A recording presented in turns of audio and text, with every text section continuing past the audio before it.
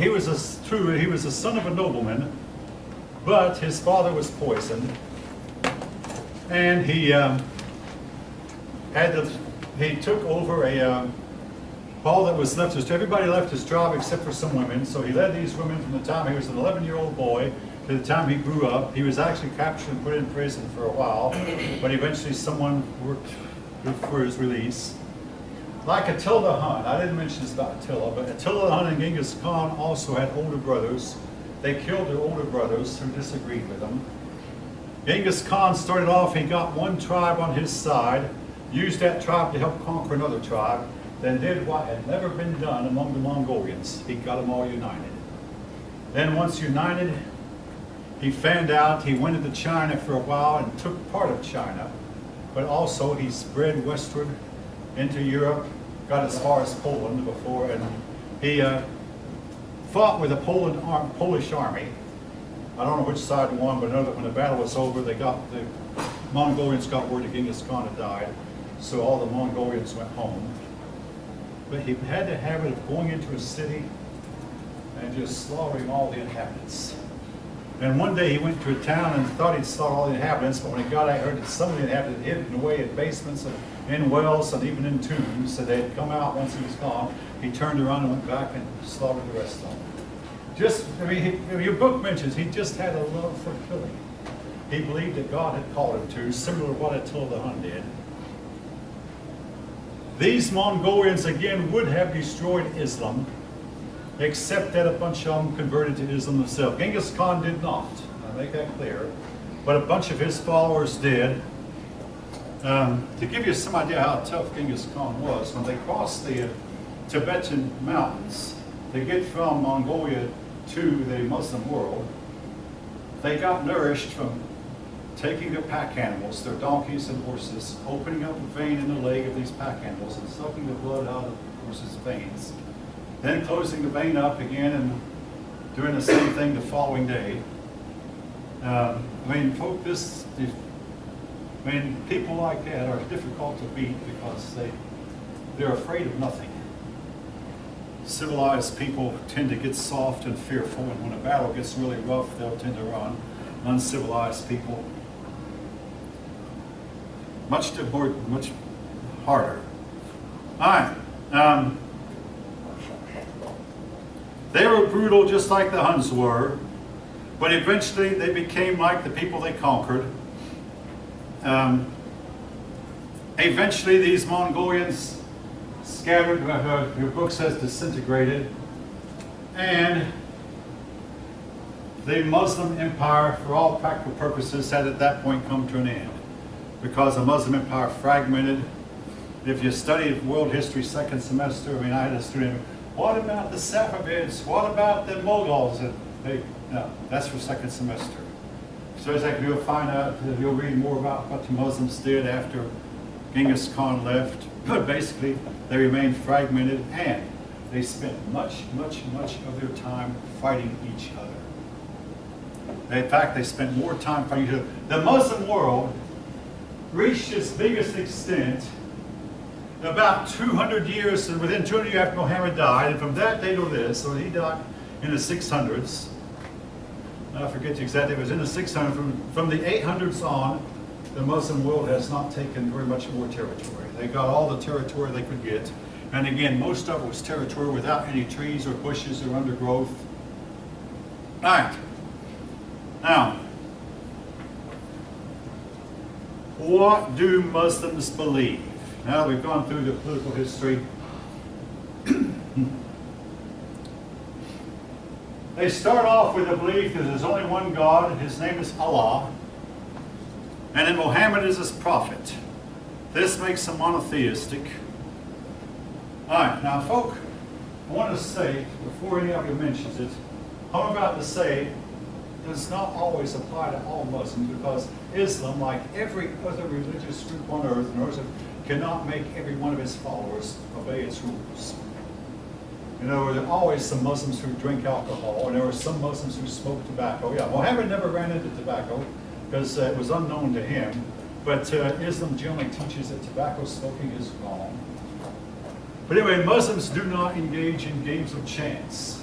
By that I mean they tend to not roll dice. Now, that's not to say no Muslim has ever rolled a bunch of dice before. But they officially they teach you it's wrong to play with dice or to play cards.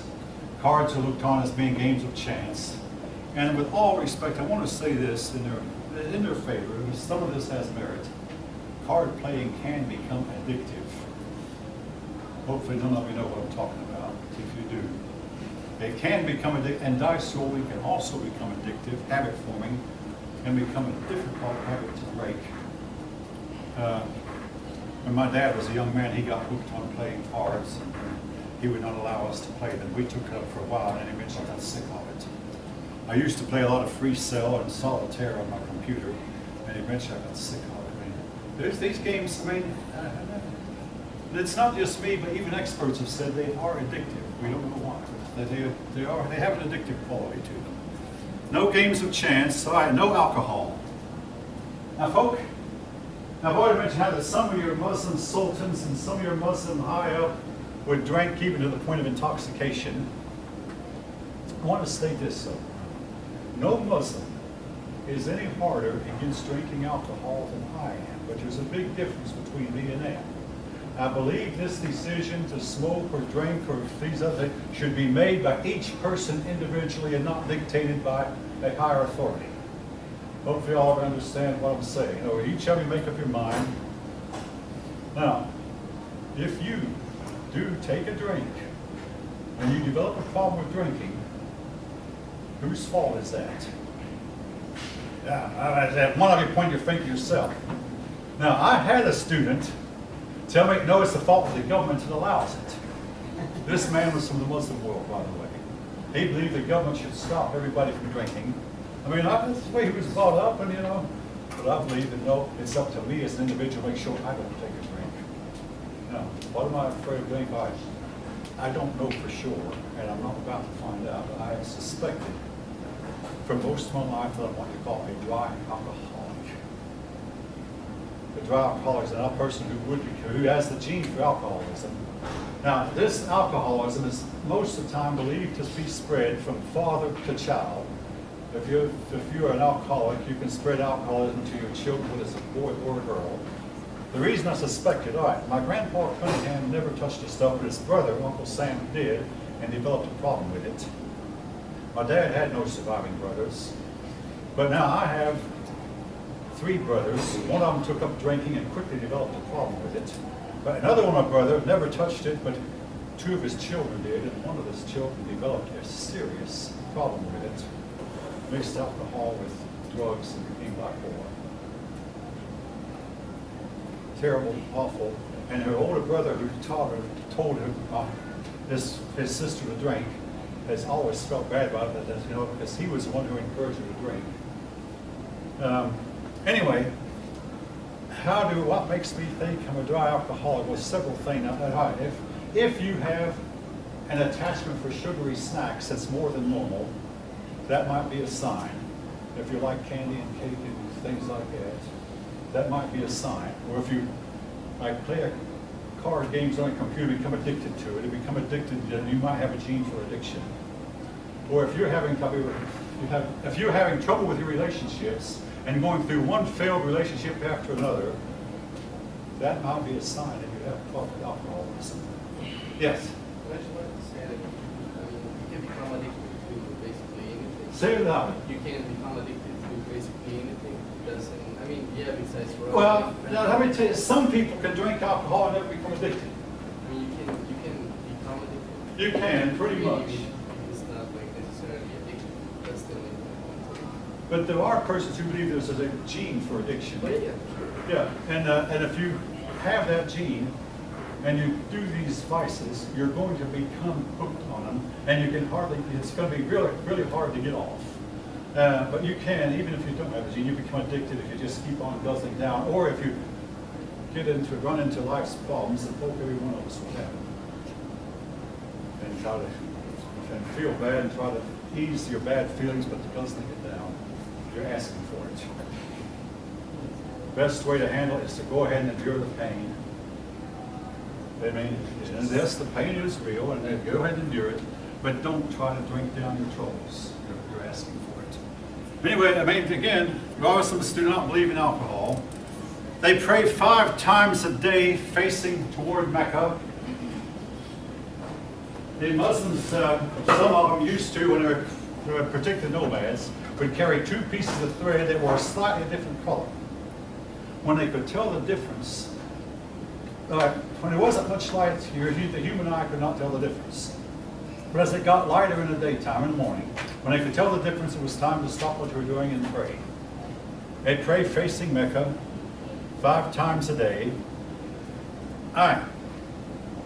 Now, yes, the men and the women pray in separate rooms, separate chambers. They usually pray on a carpet. Before they pray, they'll wash their feet, walk on the carpet barefoot. Now, if they're indoors, if they're outdoors, they might not go through all that ritual, particularly if they're in the desert somewhere. They might not be able to perform all those rituals before prayer time. All right. I heard a story one time about a Christian man who invited a Muslim man from the Middle East to come to his church. The Muslim man agreed. And the service was over. By my watch, I have about 6 more minutes for it. When the service was over, the Muslim man said, tell me, please, how do you worship? He said, you mean your men and women sit there and worship together? Wow. He said, oh, your women, they're just beautiful. And how can you keep from being distracted by all these pretty women that are sitting in your midst? I mean, that's where he was from. The women did not worship. Also, the women are extremely covered up, much more so than an American woman be, even in church. And he was just simply awed and impressed that Christian men and women could worship together. All right, now, having said that, a few of you might have heard that there are prayer rooms in public schools. Not every public school. There are Muslim prayer rooms. How many of you have heard this by any chance? No one, that's not surprising. All right, you can look it up. My wife bumped into one of my pupils who lived on the other side of town when I was teaching at Georgia Highlands, and he found out her name was Cunningham, and found out she was my wife. Oh yeah, I had him, and he said that one time that there are Muslim prayer in public school. We didn't know whether to believe them or not, so we did the research, and sure enough, you see them in New York and Michigan, and even in California. Now, when I say at taxpayer expense, there are 2 of them, one for the boys and one for the girls, and they have to have the carpet, and they have to be oriented toward Mecca, and they have to have the plumbing to where they can wash their feet before they step on the carpet and do their prayers. And the ACLU has never, ever uttered one word of protest. In the meantime, the Christians cannot even put a chapel on the same campus at church expense. If you don't believe it, again, like this man whom I met, you're welcome to look it up. Newt Gingrich has said this is unfair. Now, I've had more than one pupil, like one girl in my class went, oh, but it's just our trying to accommodate another religion, that Christians don't need to pray as 5 times a day like Muslims do. No, Christians pray when they choose, and not out of tradition or out of compulsion. Nevertheless, something about the whole thing seems to me to be supremely unfair and inconsistent. And again, it's not a taxpayer expense. All right, 5 times a day. As I've mentioned, they have no priest. There's no priest. They have religious holidays, including the most famous one being Ramadan. Now, Muhammad asked all Muslims to try their best to make a pilgrimage to Mecca at least once in his or her lifetime, and most Muslims do try to. Now, these pilgrimages have gotten out of hand in recent years. There have been times when everybody crowded into Mecca so great that they started trampling each other, and up to 4,000 or 5,000 people have been killed at one time. But anyway, the Muslims, under pressure from the rest of the world, tried to find a way to control the crowds and keep the area somewhat fenced off and separated to where it would not, people would not be trampling over each other. But they want people to go to Mecca at least once in a lifetime. Your book will mention that Muslims have appeared to be guilty of spreading their religion by fire and sword. The Muslims deny it. Now, folk, I made more than one Muslim student angry at me, and a lot of them deny what I'm about to say is true. But I've got it on my computer, 9 places where that Muhammad called for death to the non-believers. And I want to give you a quote. Kill the infidel. Kill him wherever you can find him. Give him a chance to repent, and if he doesn't repent, show him no mercy. Now, I must give the other side.